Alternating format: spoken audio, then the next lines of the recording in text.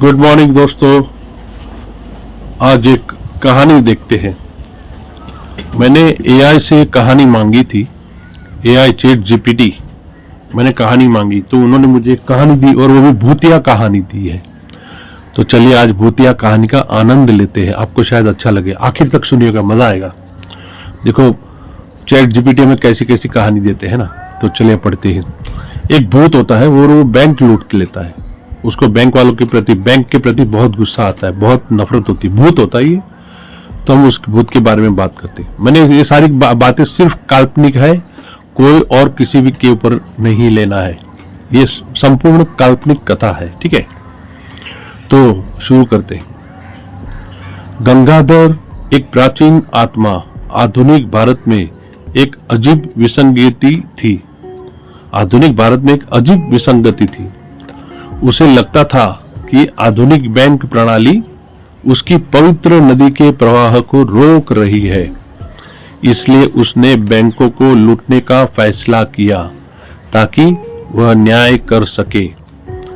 गंगाधर को पता था कि वह एक आत्मा होने के कारण वह अदृश्य और अमूर्त था।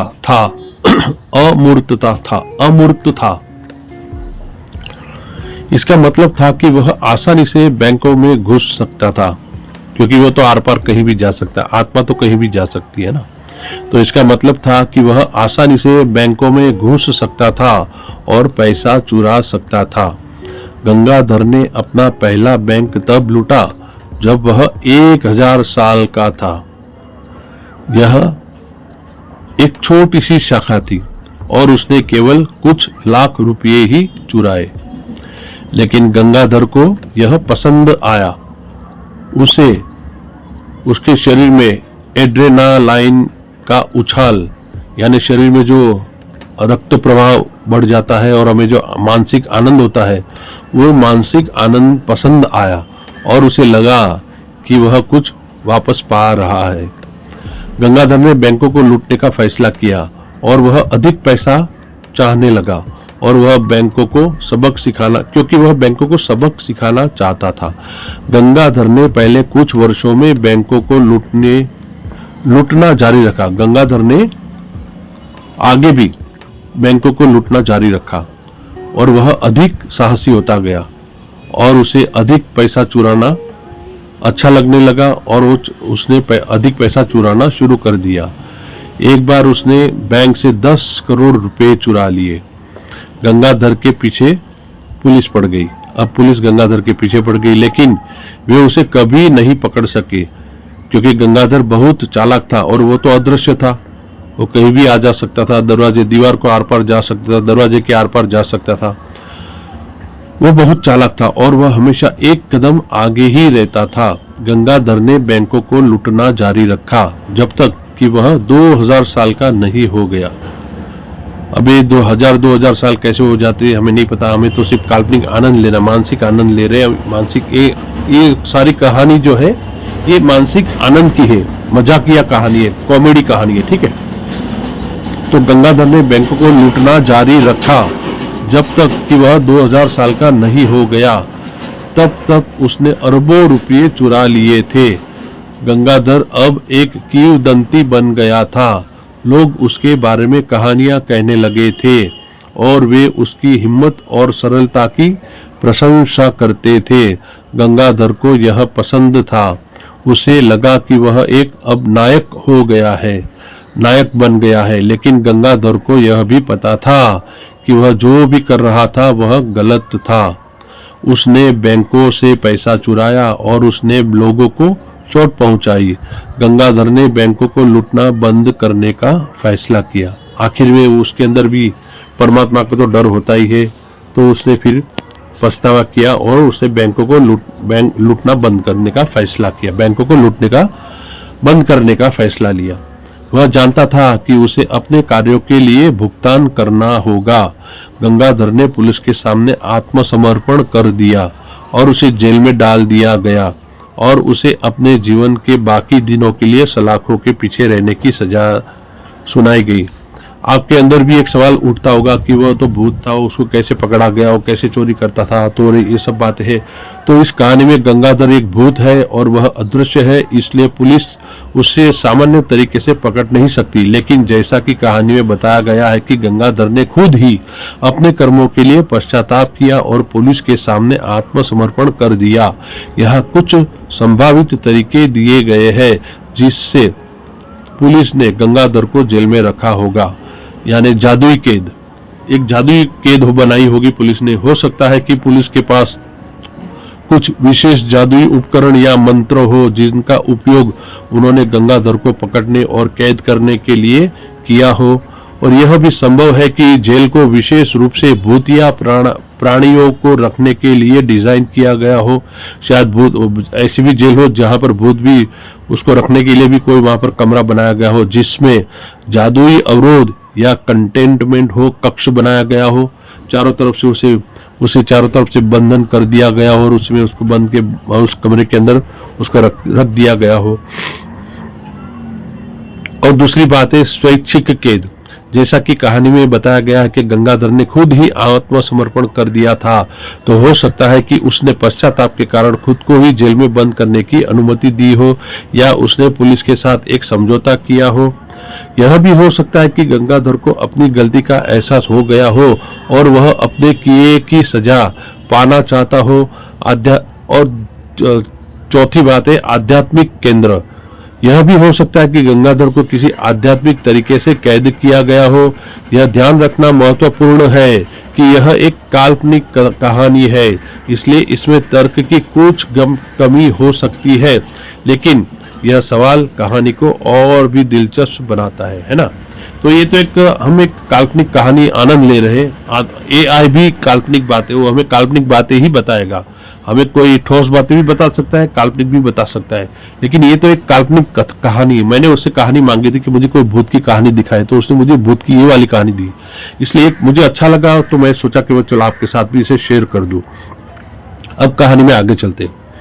गंगाधर को अपनी गलतियों पर पछतावा हुआ। उसने महसूस किया कि उसने एक भयानक गलती की थी, लेकिन गंगाधर जानता था कि वह जो कुछ भी किया था उसे वह पूर्ववत नहीं कर सकता। उसे अपने कार्यों के परिणामों के साथ जीना था। गंगाधर एक बुरा भूत भी था, लेकिन वह एक चालाक भूत भी था और वह हमेशा एक किंवदंती रहेगा। एक दिन गंगाधर जेल में था। वह अकेला और दुखी था। वह सोच ही रहा था कि उसने अपने जीवन के साथ क्या क्या किया है और पछतावा कर रहा था। तभी उसे एक आवाज सुनाई दी। वह एक महिला की, यानी एक लेडी की आवाज सुनाई दी थी। उसने कहा, गंगाधर गंगाधर। तो गंगाधर ने चारों ओर देखा, लेकिन उसने किसी को नहीं देखा। मैं यहाँ हूँ, आवाज ने कहा। गंगाधर ने नीचे देखा और उसे एक छोटी सी लड़की दिखाई दी। लड़की भूरी बालों वाली और नीली नीली आंखों वाली और सुंदर, बहुत सुंदर परी थी। तुम कौन हो? गंगाधर ने पूछा। मैं तुम्हारी परी हूँ, मुझे परमात्मा ने भेजा है, मैं तुम्हारी परी हूँ, गॉड मदर हूँ, लड़की ने कहा। गंगाधर हंसने लगा। परी बोली, परी गॉड मदर? उसने कहा, क्या तुम मुझसे मजाक कर रहे हो? लड़की ने अपना सिर हिलाया। नहीं।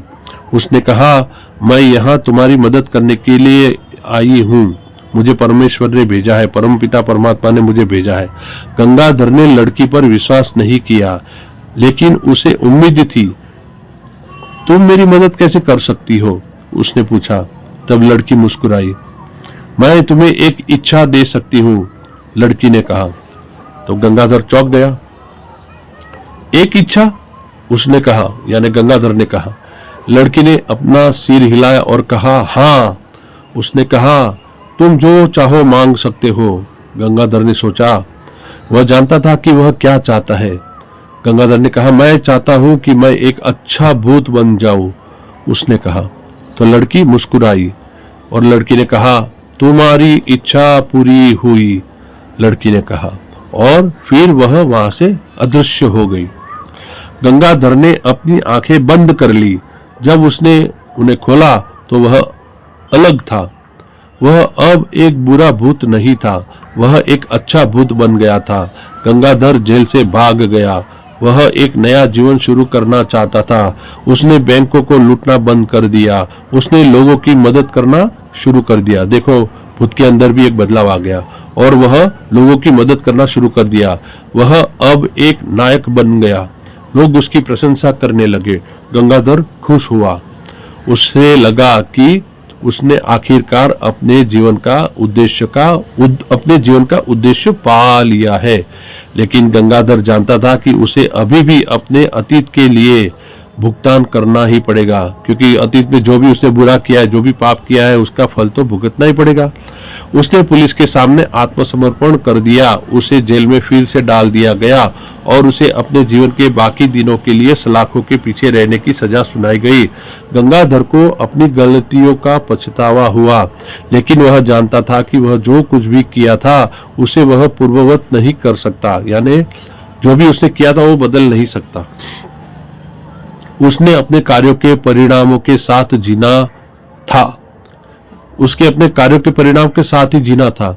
गंगाधर एक अच्छा भूत था, लेकिन वह एक बुरा भूत भी था और वह हमेशा एक किंवदंती रहेगा। गंगाधर की कहानी एक चेतावनी है। कहानी यहाँ पर समाप्त होती है और गंगाधर की कहानी एक चेतावनी है। यह हमें सिखाती है कि हम जो भी करते हैं उसके लिए हमें जिम्मेदार होना पड़ेगा। यह हमें यह भी सिखाती है कि कभी भी बहुत देर नहीं होती। हम हमेशा बदल सकते हैं। हम हमेशा बेहतर हो सकते हैं। गंगाधर की कहानी एक आशा की कहानी है। यह हमें सिखाती है कि हम सभी में अच्छा करने की क्षमता है और यह हमें यह भी सिखाती है कि हम सभी प्यार और क्षमा के लायक है। गंगाधर की कहानी एक भूत की कहानी है, लेकिन यह हम सभी की कहानी भी है। यह हमें सिखाती है कि हम सभी इंसान हैं और हम सभी गलतियां करते हैं, लेकिन हम सभी के पास बेहतर होने का मौका है।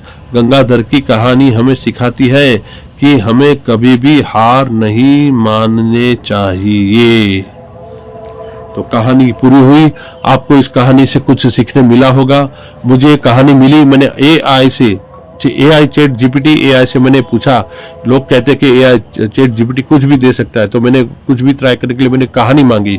तो कहानी में बोला कैसी कैसी कहानी मांगू। उसने बहुत सारी कहानी दी, लेकिन मैंने बोला यार ये ऐसी सारी कहानियां तो हमें बहुत सुनी है। तो मैंने बोला कोई भूतिया प्रकार की कहानी सुनाओ। तो उसने भूतिया प्रकार की ये कहानी मुझे सुनाई और मुझे कुछ अच्छा लगा। मैंने बोला यार ये नया टॉपिक है, आपके सामने रखूं। तो जिन जिन लोगों ने शायद नहीं किया होगा, कई टॉप ब्लॉगरों ने तो कर दिया है, लेकिन हम छोटे छोटे ब्लॉगर हैं, हम नहीं कर पाते हैं। तो मैंने सोचा चलो आपके सामने ये कहानी रख दूं। आप भी अब कोई भी कहानी मांगे आपको कहानी मिल जाएगी, है ना। तो आपको ये कहानी अच्छी लगी हो तो इसे जरूर लाइक कीजिए और शेयर करिए और कमेंट करिए आपको किस प्रकार की कहानी चाहिए। मैं इस प्रकार की कहानी मांग के आपके सामने प्रकट कर सकूं, आपको भी कुछ सीखने मिले, आपको भी जानने मिले और मुझे भी कुछ सीखने मिले, मुझे भी कुछ प्रेरणा मिले। इसलिए मेरे इस ब्लॉग को लाइक करिए, शेयर करिए और कमेंट करिए और इसे ज्यादा से ज्यादा अपने दोस्तों के साथ प्रचार करिए। मेरी प्रोफाइल, मेरा वीडियो सबके साथ शेयर करिए ताकि मुझे भी प्रेरणा मिले और मैं नए नए वीडियो बनाते आपके सामने रखते जाऊं। बहुत बहुत शुक्रिया, धन्यवाद। जय हिंद, जय भारत।